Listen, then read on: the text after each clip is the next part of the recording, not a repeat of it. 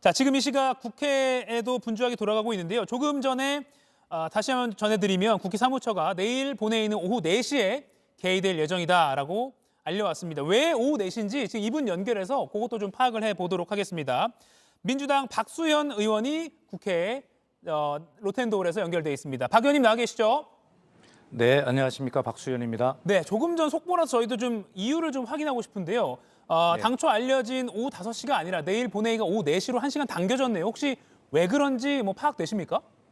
아니, 지금 저도 지금 동시에 속보로 지금 보고 있고요. 예. 지금 제 휴대폰에 우리 그 당 원내대표실에서 명의로 내일 본회의가 4시로 조정되었다라고 하는 문자를 지금 막 받고 있거든요. 예. 그런데 오늘 본회의 들어가기 전에 열렸던 1시 반에 의원총회에서 박성준 원내 수석부 대표가 내일 본회의는 5시에 변함없이 한다라고 확인을 했는데 갑자기 이제 시간이 1시간 당겨진 거란 말입니다.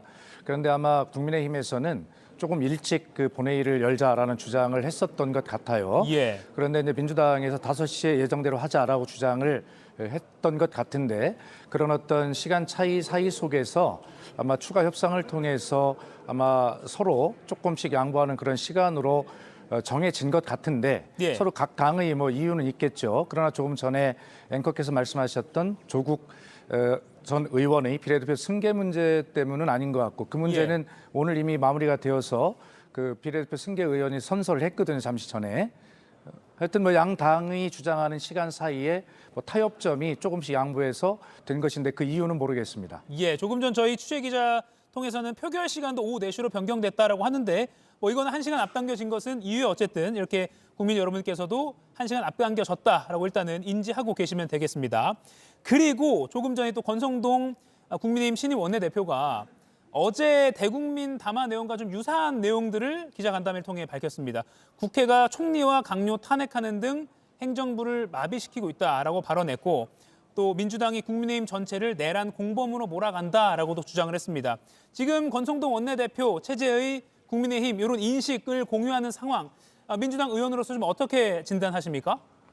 정당을 떠나서 국회의 일원입니다. 국민의힘도 민주당도.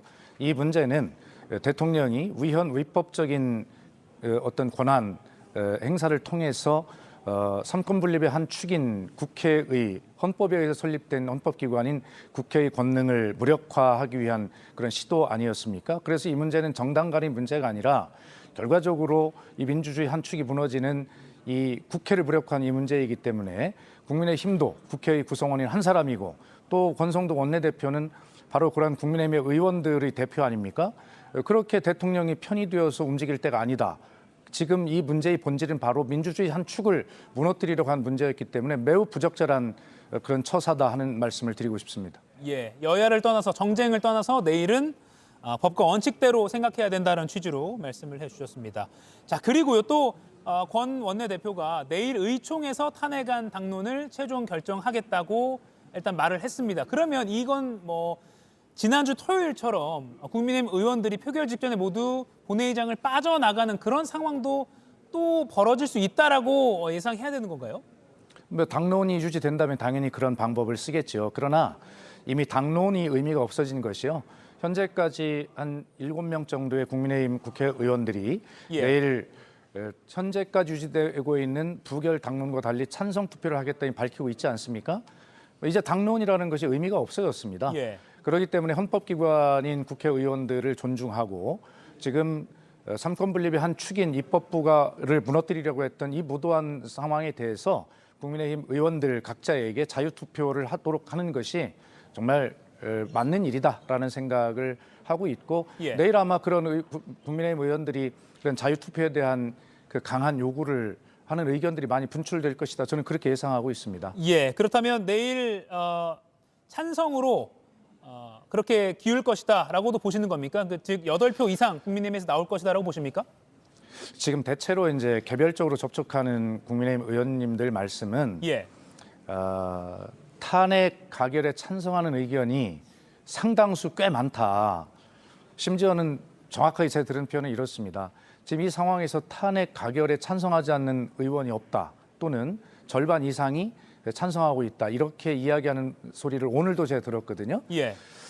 아마 이런 상황들에 대해서 국회의원들이 헌법기관으로서의 양심과 양식에 따라서 판단해 보면 내일 탄핵 가결이 어떤 의미인지 잘 알 거라고 생각하고요. 그래서 아까 제가 말씀드렸듯이 부결 당론 유지라고 하는 것이 이미 깨졌고 무의미하다는 생각이 듭니다. 지금 아마 내일 저는 지금 7명이 밝히고 있습니다만 그 이상 훨씬 나올 것이다 이렇게 생각을 하고 있습니다. 그게 제가 느끼고 있는 분위기입니다. 예, 국민의힘이 내일 설령 당론으로 부결을 정하더라도 찬성하는 표가 많이 나올 것이다 이렇게 분석하고 계시군요.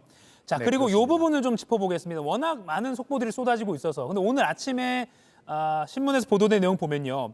조지호 경찰청장 변호인이 주장하는 내용인데 지난 3일 계엄령 선포 직후에 여인영 방첩사령관이 경찰에 위치 추적 요청을 해온 명단 중에 김동현 판사라는 인물이 있었다. 그런데 이 조 청장이 이게 누구냐라고 물어봤더니 여인영 방첩사령관이 이재명 민주당 대표 위증교사 재판에서 무죄를 선고한 판사다라고 답했다는 겁니다. 현직 판사를 위치 추적해서 뭔가 대상으로 삼았다는 그런 정황인데 이 사안 어떻게 판단하고 계십니까? 그러니까 위헌 위법적인 비상계엄을 통해서 입법부뿐만이 아니라 사법부까지도 무력화하려고 하는 이런 어처구니 없는 시도가 일어난 것이고요. 예. 그다음에 말씀드린 대로 이재명 대표의 위증교사 재판에서 무죄를 선고한 그 판사를 이렇게 하려고 했다는 것은 결과적으로 이 불법적인 비상계엄의 목적이 이재명 대표 하나만 제거하면 이 문제가 해결될 것이다. 모든 것이 자기들 마음대로 하게 될 것이다라고 하는 목적이 거기에 있다는 것을 지금 여실히 보여주는 그러한 것이고 이미 이 부분에 대해서 대법원도 입장을 발표했고 이 사법부를 무력화시키는 이 시도에 대해서 규탄하는 내용이 나온 것으로 알고 있고 정말 엄청난 2024년에 우리가 이러한 모습을 목도하게 될 줄은 정말 몰랐습니다. 예. 그리고 민주당이 지금 열리고 있는 본회의 현안 질의에서 지난 4일이죠. 그러니까 계엄령 발표 다음 날이죠. 4일 국회가 이제 비상계엄 해제 의결을 하고 난 뒤에도 윤 대통령이 합참 전투통제실에서 2차 계엄을 시도한 정황이라는 그 서류를 공개하겠다라고 예고를 한 상태인데 지금 공개가 됐는지 저희가 확인이 안 됩니다만 현재 제가 인터뷰에 나올 때까지는 공개가 안 돼 있었고요. 예. 그러나 이게 이제 아침에 보도를 통해서도 일부 나온 적이 있었는데 그날 그 계엄 해제 선언을 하고 나서 윤석열 대통령과 김용현 전 국방장관 그리고 박안수 계엄 사령관 그 외에 2명이 더 그 지휘 통제실의 결심실에서 모였다는 것 아니겠습니까? 거기에 이제 다른 한두 명이 더 갔을 가능성도 되고 있고 그 상황 속에서 무엇을 했을 것인가를 보면 당연히 이 불법 계엄의 이 목적과 체포될 인사들이 명단 면면을 다 보면 거기에서 멈추려고 했던 것이 절대 아니거든요. 예. 대통령이 담화에서 이야기했듯이 야당에게 경고하려고 했으면 선관위는 왜 접수해야 되는 것입니까? 이런 어떤 문제 그리고 왜 체포 대상자 명단은 왜 작성한 것입니까? 그렇기 때문에 이것이 야당에게 단순하게 경고를 하려고 한 것이 아니라 완전히 대한민국의 모든 권력을 장악하려고 하는 거기에 목적이 있었기 때문에 당연히 2차 계엄에 대한 그런 시도가 계획대로 있었을 것이다 이렇게 예상을 하는데 이 문제는 앞으로 지켜보면서 어떤 문건이 공개가 되는지 또 문건이 공개가 설사 안 되더라도 지금 의혹이 제기되고 있는 그 결심실의 모임에 대해서 이 수사 과정을 통해서 밝혀지리라고 그렇게 예상하고 있습니다. 예, 저희도 그리고 온 국민도 아마 관심 있게 지켜볼 것 같습니다. 자, 끝으로 아마 탄핵 표결이 내일 찬성으로 기울 가능성이 지난주보다는 훨씬 커진 상태이기 때문에 이 질문을 드릴 수밖에 없는데요. 탄핵 표결이 되고 헌재로 넘어간다 한들 이후에 전국 상황도 불안할 것이라는 국민들의 걱정도 있습니다. 어떻게 예측하시고 또 어떻게 정치권과 사회가 이어져야 된다라고 생각하십니까? 이미 윤석열 대통령이 자기의 모든 그 지위 이런 어떤 앞으로 일정을 정부와 국민의힘 우리 당에 일임한다라고 한 약속마저도 어기고 예. 지금 엊그제 담화를 발표하면서 인사권을 행사하고 있고 지금 대통령 업무에 복귀한 거 아닙니까? 하루빨리 직무를 정지를 탄핵으로 시켜야 되겠는데 그 담화의 이 내용과 의지를 보면 이 국회에서 합법적으로 탄핵을 가결하더라도 과연 직무가 제대로 정지될 거냐는 불안감이 있습니다. 그러나 저는 이런 생각을 가지고 있어요. 지금 이 문제는 2016년 박근혜 탄핵 때 완전히 차원이 다른 문제입니다. 모든 국민이 이 엄청난 반헌법 불법적인 이런 어떤 비상계엄의 내용을 소상히 지금 다 알게 됐지 않아요? 지금 수사가 강도 높게 진행이 되고 있고 그렇기 때문에 내일 그 탄핵으로 대통령의 직무가 즉시 정지가 된다면 다소 대통령의 담화로 인한 거기에 부안해동하는 그런 아주 강성 보수 태극기 세력의 뭐 저항과 이런 혼란들은 예상할 수 있겠습니다만 그러나 헌법이 정한 절차에 따라서 차분하게 성숙된 대한민국의 민주주의 시민의식으로 전 세계에 대한민국이 이렇게 건강한 사회다라는 것을 차분하게 증명해가는 그런 시간들, 남은 절차들이 될 것이다. 저는 그렇게 굳게 믿고 확신하고 있습니다. 예, 알겠습니다. 여기까지 듣겠습니다. 민주당 박수현 의원과 현안 정리해봤습니다. 고맙습니다.